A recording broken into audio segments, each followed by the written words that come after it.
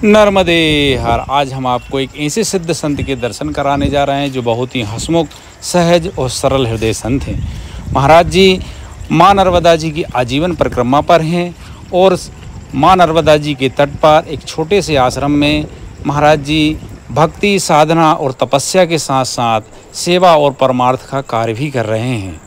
कोई सा भी मौसम हो, बाबा जी हमेशा नंगे पैर रहते हैं और एक कठिन साधना और तपस्या कर रहे हैं। बाबा जी का आश्रम मध्य प्रदेश के जिला सीहोर, तहसील नसरुल्लागंज और ग्राम चोरसाखेड़ी में है। आइए हम बाबा जी के दर्शन करते हैं और उनसे आशीर्वाद। महाराज जी नर्मदे हाँ।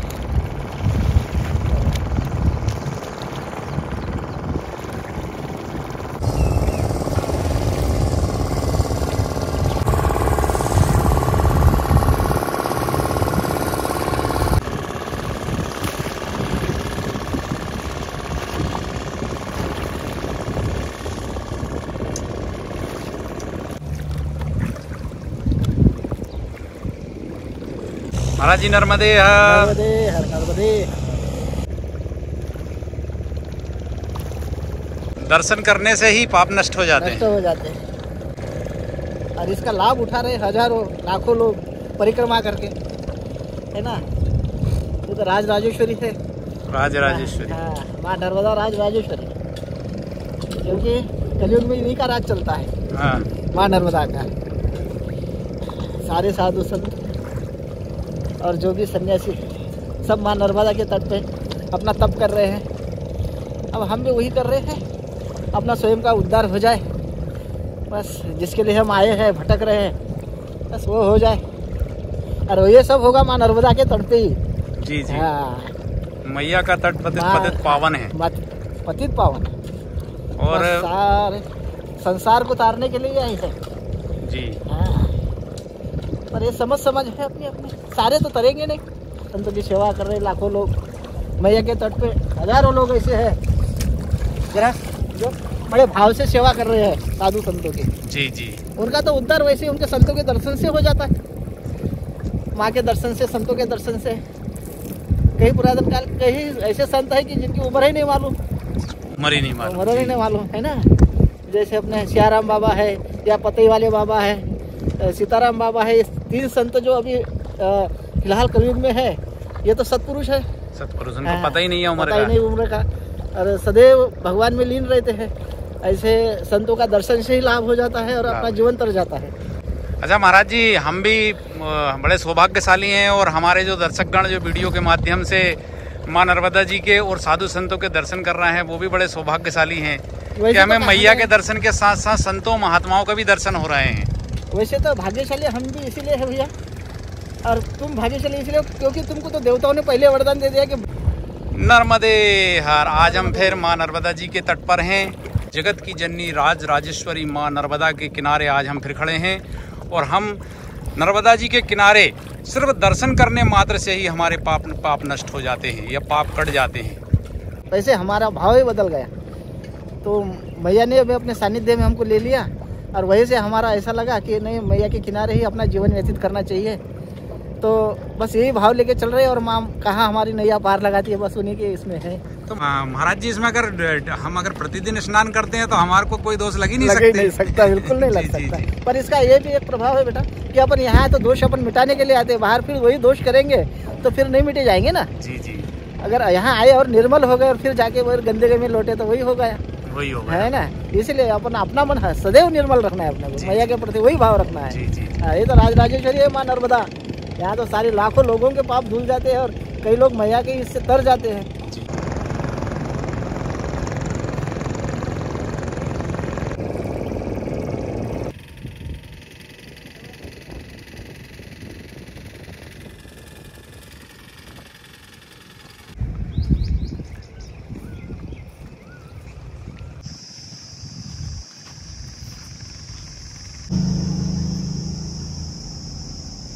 ओम त्र्यंबकं यजामहे सुगन्धिं पुष्टिवर्धनम् उर्वारुकं नाथं। ओम सांब सदा शिवाय नमः। ओम ओंकारेश्वर जय बोले। हर हर महादेव।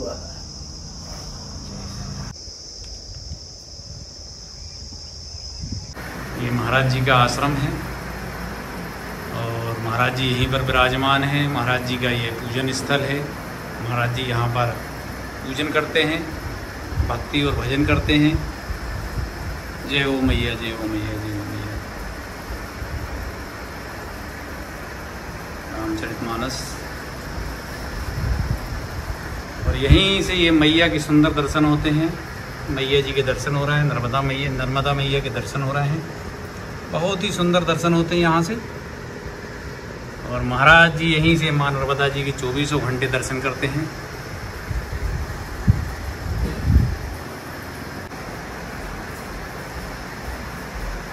दोनों शिव के हैं, शिव से ही उत्पन्न है। हनुमान दादा और नर्मदा दोनों शिव से उत्पन्न है। तो ये भी दोनों भी कलयुग के अंदर कभी भी इनको तुम भजो और हृदय से भजो तो अपने ऊपर विघ्न भी नहीं आने देंगे। कभी भी दर्शन देने के सामर्थ्य अगर कोई रखता है तो हनुमान दादा और माँ नर्मदा है कलयुग के अंदर। और परिक्रमा मार्ग में चाय का विशेष महत्व है। जो भी भक्तगण आश्रम में आते हैं सबसे पहले संतों महात्माओं के द्वारा चाय ही दी जाती है, क्योंकि 30-30 किलोमीटर 20-20 किलोमीटर जो परिक्रमावासी जो भक्तगण आते हैं पैदल चल के आते हैं, काफ़ी थकान हो जाती है। लेकिन आश्रम में आते से ही सबसे पहले चाय का प्रसाद दिया जाता है। थका भागा आता है कोई साधु संत थका आ रहे आते तो चाय थोड़ा सा। सारे देवताओं के पास कुछ न कुछ ऐसी सिद्धियां है। पर नर्मदा तट पे जब परिक्रमा में अपन चलते हैं तो सबसे पहले माँ वैराग देगी। सबसे पहले वैराग देगी कि भाई वैराग इसीलिए कि तुम्हें जो मेरा कर रहे इसमें से निकलो, है ना। और क्या सत्य है, सत्य की तरफ अग्रसर करती है। उसके बाद तो फिर जो तुम्हारा भाव है वो पूरा करेगी। पर जब तक तट पे हो वैराग, फिर घर जाने के बाद तुम्हारे को तो धन धान्य से भर देगी। भाई वैसे भी नौता पे चल रहे हैं। हाँ, नौते पे चल रहे हैं, बहुत धूम ज्यादा। महाराज जी की चाय बन गई है। ये चाय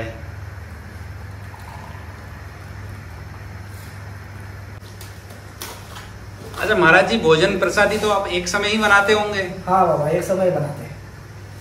12 बजे मैया को भोग लग जाता है। जी जी। हाँ।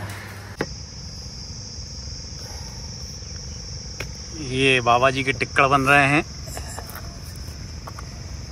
बाबा जी बिल्कुल खुले में, बिल्कुल साधु संतों का जीवन भी बड़ा त्यागमय जीवन होता है। खुले में बनाना, खुले में खाना और खुले में ही रहना, ये साधु संतों की महिमा है। और वेदों में भी कहा है कि साधु संतों की महिमा वेद न जाने। साधु संतों की महिमा तो वेद भी नहीं जानते हैं। महाराज जी बड़े प्रेम भाव से भोजन प्रसादी कराते हैं। हम देखते हैं कि मैया के किनारे ऋषि मुनि, त्यागी, तपस्वी, संत महात्मा भक्ति और भजन और तपस्या के साथ साथ सेवा और परमार्थ का कार्य भी कर रहे हैं।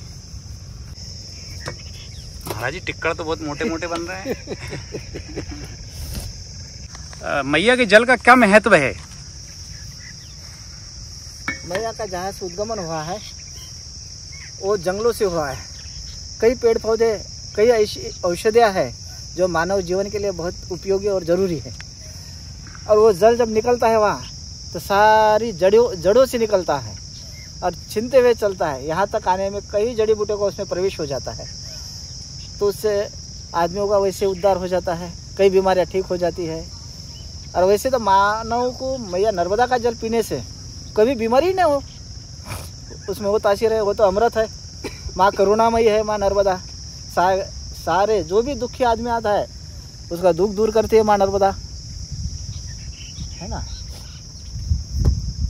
परिक्रमा का तो अभी हमने कई ऐसे देखे हैं कि जिनको डॉक्टरों ने घर जाने के लिए बोला वो नर्मदा किनारे आ गए। जी जी जी। और नर्मदा किनारे में आके है और हंसी खुशी से 3 महीने के बाद कोई बीमारी नहीं, हंसी खुशी से जीवन व्यतीत करने लगे।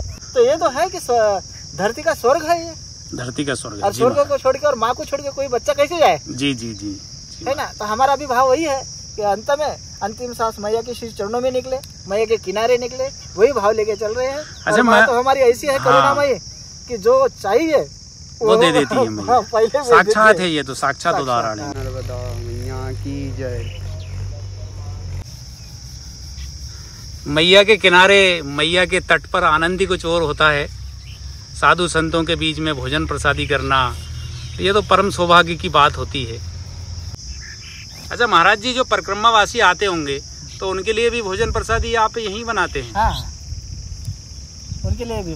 तो मदद करते होंगे परिक्रमावासी? हाँ, मदद करते हैं। कोई वैकुंठी बना रहा था, कोई टिक्कर बनाता है, तो कोई मतलब जैसे उनकी इच्छा, कभी बाटी बन जाती है, कभी बाटी भी बना देते, कभी खिचड़ी बन जाती है। हाँ, जैसा जिसका भाव रहता है भोजन करने का, वैसा फिर उसको बना रहे हैं और स्वयं में बनाते हैं। कोई तो साधु संत ज़्यादा चल रहे हैं अभी इस समय। महाराज जी बस मैया का जल को ही ग्रहण करते हैं, कोई दूसरा जल नहीं पीते हैं और मैया को भोग लगाते हैं, इसके बाद ही भोजन प्रसादी ग्रहण करते हैं। नर्मदा खंड में संतों के टिक्कर। संतों के टिक्कर। साधु संत आप क्यों बने? ये मतलब दर्शक गणों के मन में हमेशा एक विचार रहता है कि आप पूछे कि साधु संत ये क्यों बने। तो महाराज जी थोड़ा सा बताने की कृपा करें ना महाराज जी। ये तो पूर्व का प्रारब्ध रहता है। पूर्व में जो हमारा जन्म हुआ होगा तो हम संत ही रहे होंगे, और जो अब जहाँ तक हमको पहुँचना था वहाँ तक के तो पहुँचे नहीं। तब इस जन्म में अब देखो कहाँ तक के जाना होता है, और जो पहुँच गए हैं वो तो पहुँच गए हैं। पर अभी हमारा प्रारब्ध, ये समझो कि संसार में जो भक्ति की सीढ़ियाँ हैं वो चढ़ रहे हैं बस। मतलब मोक्ष प्राप्ति का एक नजदीक। अभी तो मोक्ष तो बहुत दूर है, अभी फिलहाल बस मार्ग पे चल रहे हैं। इसलिए मनुष्य साधु, मतलब हम कह सकते हैं कि साधु प्रारब्ध की घटना है। अगर प्रारब्ध के अनुसार ही साधु बनता है, बनाया नहीं जाता है। और वो तो फिर क्या है कि हो सकता है इसी जन्म में अगर माँ करुणामयी है, अगर उसकी करुण दृष्टि हम पे भी गिर जाए तो हमारा भी उद्धार हो जाएगा। बस यही संकल्प लेके और यही भाव लेके मैया के किनारे बैठे हैं, क्योंकि वो तो करुणामयी है सारे संसार के लिए। करुणामयी है, करुणामयी। और उनकी दृष्टि, अगर करुणामयी की दृष्टि गिर जाए तो हमारा भी उद्धार हो जाएगा, है ना? जी जी। बस यही एक भाव है मैया के किनारे। महाराज जी के मोटे मोटे टिक्कड़, एक टिक्कड़ में महाराज जी हम जैसे लोग तो 2 लोग खा लेंगे इसमें। नर्मदा खंड ही ऐसा सिद्ध है कि सारे देवी देवता यही आके विराजमान हो गए। साधु संत देवी देवता सारे मैया के तटों पे विराजमान है। नर्मदा खंड एक ऐसा स्थान है कि अपने आप में एक स्वर्ग है जी। अब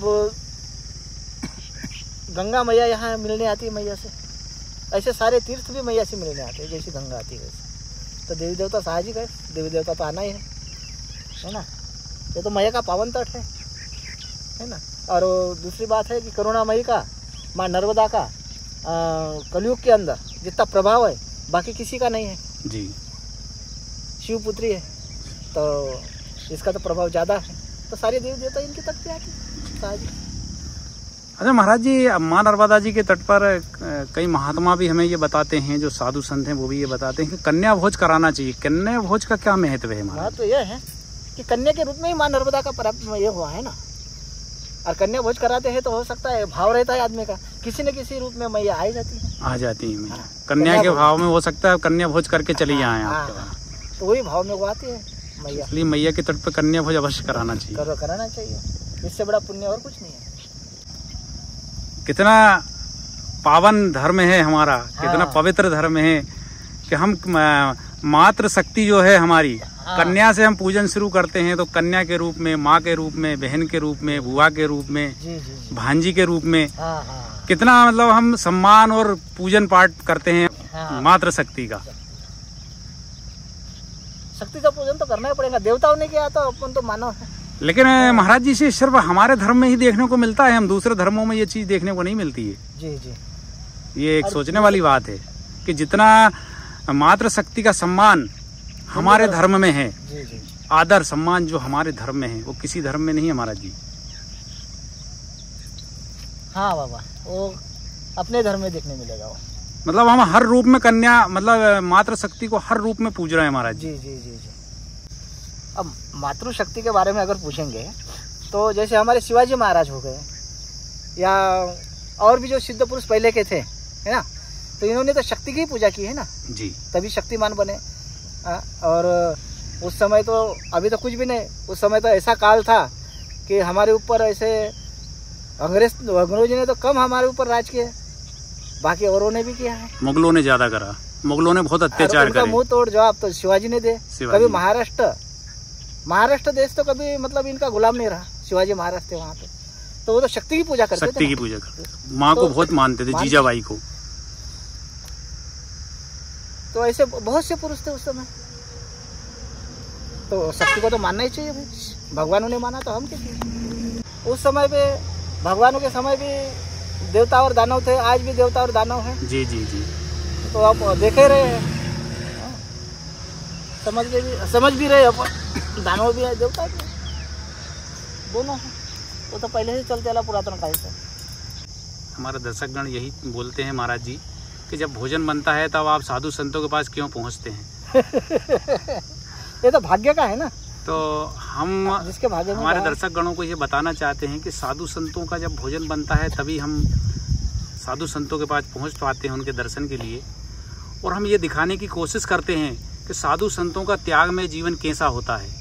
स्वयं भोजन बनाते हैं और तो और भक्ति भी करते हैं, भजन भी करते हैं। और जो भक्तगण उनके आश्रम में आ जाते हैं, परिक्रमावासी उनके आश्रम में आते हैं, उनको भी बड़े प्रेम और श्रद्धा भाव से भोजन प्रसादी कराते हैं। साधु संतों के पास कोई नौकर चाकर नहीं होते हैं, स्वयं ही अपना काम करते हैं, स्वयं रोटी बनाते हैं, स्वयं सब्जी बनाते हैं और स्वयं अपना काम करके, और जो भक्तगण आते हैं उनको भी बड़े प्रेम भाव से भोजन प्रसादी कराते हैं। ये एक अद्भुत है, ये देखने लायक है। इसलिए हम साधु संतों का जीवन, उनका जीवन चरित्र, उनका पूरा हम बताने की कोशिश करते हैं वीडियो के माध्यम से हमारे दर्शकगणों को। और कुछ आजकल की बॉलीवुड फिल्मों ने हमारे साधु संतों को काफ़ी बदनाम करा है, तो ये हम बताना चाहते हैं कि हमारे साधु संत ऐसे नहीं होते हैं जैसा कि बॉलीवुड फिल्में दिखाती हैं।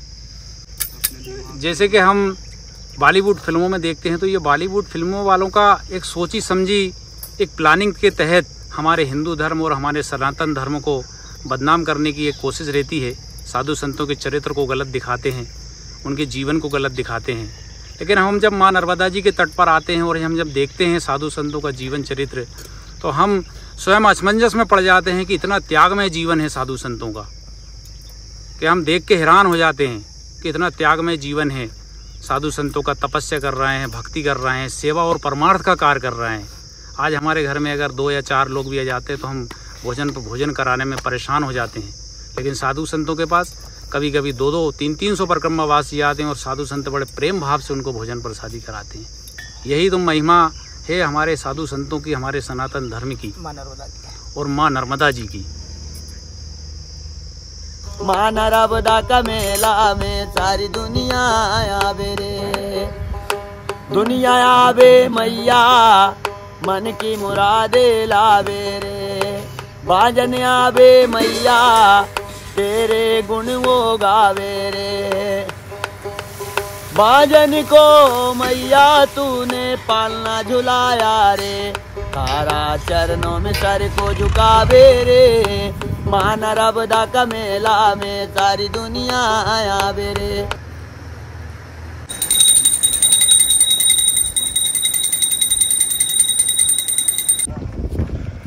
हम महाराज जी माँ नर्मदा जी को भोग लगाने जा रहे हैं।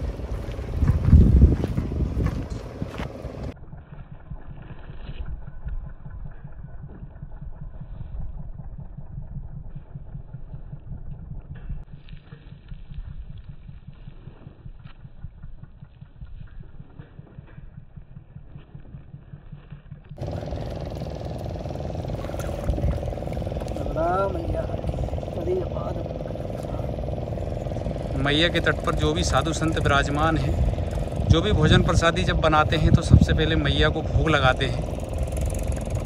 ये कितना प्रेम है ये हम देख सकते हैं। साधु संतों का माँ नर्मदा जी के प्रति इतना प्रेम भाव हमें देखने को नहीं मिलता है।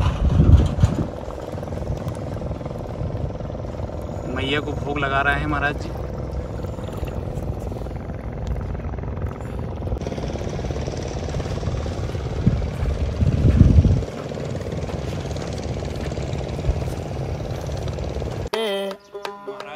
माँ नर्मदा का मेला में सारी दुनिया आवे रे। अरे दुनिया आवे मैया मन की मुरादे लावे रे। दुनिया आवे मैया मन की मुरादे लावे रे। ओ थारा चरणों में सर को झुकावे रे। ओ थारा मंदिर में जोत जलावे रे। मानवा का मेला में सारी दुनिया आवे रे। काया भूखे को मैया भोजन कराया। ओ थारा मंदिर में भजन सुनावे रे। ओ थारा। आज हम फिर माँ नर्मदा जी के तट पर हैं और बाबा जी माँ नर्मदा जी के किनारे एक बाबा जी का छोटा सा आश्रम है, हम एक कुटी बोल सकते हैं। बाबा जी यहाँ पर 12 साल से विराजमान हैं। बाबा जी को रामविलास दास महाराज जी के नाम से व पचमढ़ी वाले बाबा जी के नाम से जाना जाता है। बाबा जी यहाँ पर आजीवन माँ नर्मदा जी की परिक्रमा पर हैं। भक्ति भजन तपस्या और साधना के साथ साथ सेवा और परमार्थ का कार्य महाराज जी यहाँ पर कर रहे हैं। हम आज महाराज जी से आशीर्वाद ग्रहण करते हैं, महाराज जी का दर्शन करते हैं और महाराज जी से मार्गदर्शन प्राप्त करते हैं। महाराज जी नर्मदे हर। नर्मदे हर।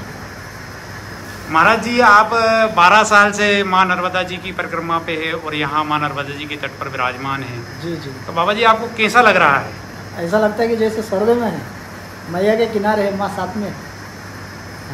मैया को तो छोड़ने की इच्छा नहीं होती।